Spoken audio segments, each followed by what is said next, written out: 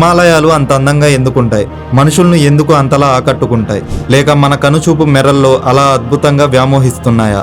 మీలో ఎవరైనా హిమాలయాస్కు వెళ్లారా? ఒకవేళ వెళ్తే ఎవరితో వెళ్లారో కామెంట్ చేయండి. ప్రతి సంవత్సరం ఈశాధ్యానులు జట్టుగా కలిసి హిమాలయ యాత్రలకు వెళ్తారు. దశాబ్దాలుగా ప్రపంచవ్యాప్తంగా యాత్రికులు చేపడుతూ వస్తున్న యాత్ర ఇది. ఈ యాత్రికులు హిమాలయాల పట్ల ఒక నిర్బంధ వ్యామోహానికి లోనవుతారు. ఈ వ్యామోహం పురాతన కాలం నుంచి ఉంది. అత్యద్భుతం, అతి స్ఫూర్తిదాయకమైన ప్రకృతిలో ముఖాముఖి రావడం కోసం కావచ్చు. యోగులు, అన్వేషకులు, భక్తులు, సాధువులు, సంచార జాతుల వాళ్ళు ఆకాశాన్నంటే ఈ అద్భుత భూభాగాన్ని అనుభూతి చెందాలనే బలమైన ఆకాంక్ష ఉంటుంది. హిమాలయాలు ప్రపంచంలోనే ఎత్తైన పర్వత శ్రేణులు. అద్భుతమైన అందం ఇంకా ఉత్కంఠభరితమైన ప్రకృతి దృశ్యాలతో ప్రసిద్ధి చెందింది.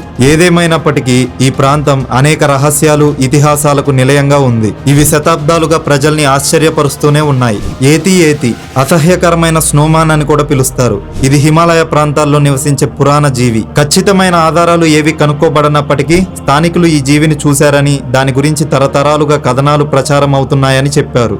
మిస్టీరియస్ డెత్ జోన్ అనేది హిమాలయాల యొక్క ఎత్తైన ప్రాంతాలను వివరించడానికి ఉపయోగించే పదం. ఇక్కడ ఆక్సిజన్ లెవెల్స్ చాలా తక్కువగా ఉంటాయి. ఆక్సిజన్ లేకుండా మానవులు జీవించడం అనేది అసాధ్యం. చాలా మంది పర్వత అధిరోహకులు ఈ ప్రాంతంలో జాడ లేకుండా అదృశ్యమయ్యారు. ఈ రహస్య మరణాలకు కారణం ఏమిటి అనే ప్రశ్న చాలా ఊహాగానాలకు దారితీశాయి. ది లాస్ట్ కింగ్డమ్ ఆఫ్ షాంగ్రిలా యొక్క పురాణం ప్రజలు శాంతి సామరస్యాలతో నివసించి దాచిన స్వర్గం యొక్క కథ. ఈ ఆధ్యాత్మిక రాజ్యం హిమాలయాల్లో ఉందని కొందరు నమ్ముతారు. అయితే అనేక ప్రయత్నాలు చేసినప్పటికీ దాన్నెవరూ కనుక్కోలేకపోయారు.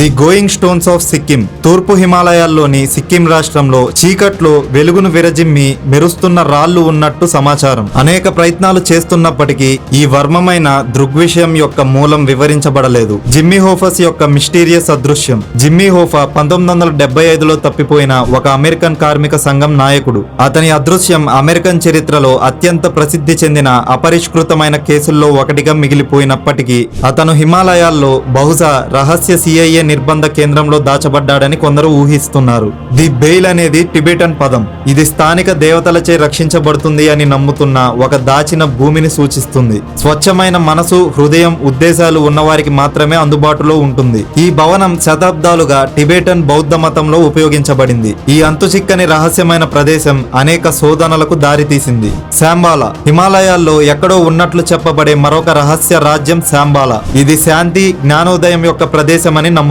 ఇక్కడ ప్రపంచంలోని జ్ఞానం రక్షించబడుతూ భద్రపరచబడింది. హిమాలయాలు కేవలం అద్భుతమైన పర్వత శ్రేణి మాత్రమే కాదు. యతి నుండి లాస్ట్ కింగ్డమ్ ఆఫ్ షాంగ్రీల వరకు ఈ చమత్కారమైన కథలు ప్రపంచవ్యాప్తంగా ప్రజల ఊహ మరియు ఆకాంక్షను రేకెత్తిస్తూనే ఉన్నాయి. ఇదండి మన హిమాలయాల వెనక ఉన్న అసలు సిసలైన కథలు. మరి ఇవి విన్నాక మీకేమనిపించిందో కామెంట్లో తెలియజేయండి.